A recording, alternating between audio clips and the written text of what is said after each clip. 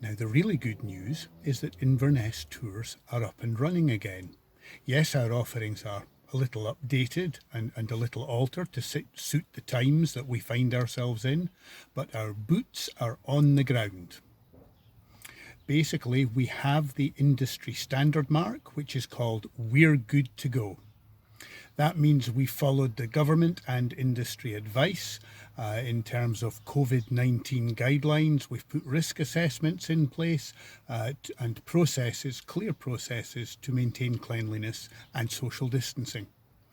Now, Inverness Tours' big initiative for the rest of season 2020, and we're very excited about it, is our updated series of walks. We've got a couple of Inverness walks, we've got a Culloden battlefield walk, and we've got a Clava Cairns walking tour.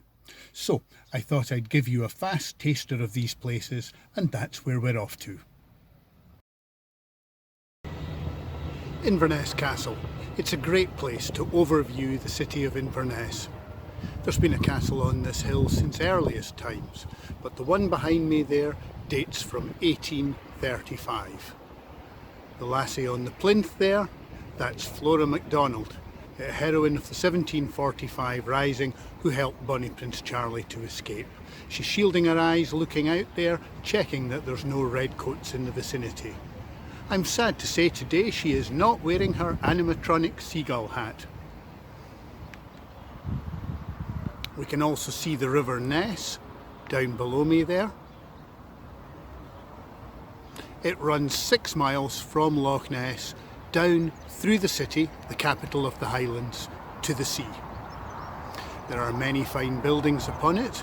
We're looking across to the other bank there at the twin towers of Inverness Cathedral, which was completed in 1869.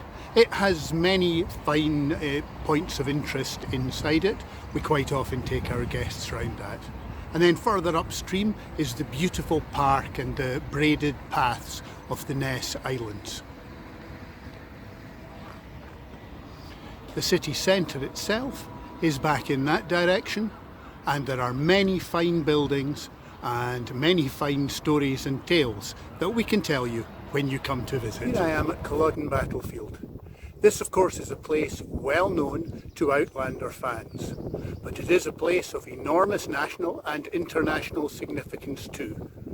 This was the last battle on British soil, and it was the last armed attempt by the House of Stuart to try to reclaim their lost throne.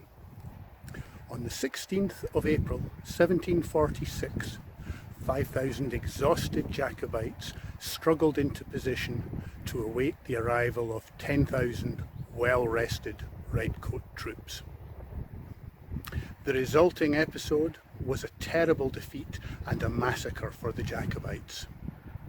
Bonnie Prince Charlie's front line amongst the Jacobites was primarily made up of the clans, and so it was the clans that took the brunt of the losses. And that's one of the reasons why Culloden today is called the graveyard of the clans.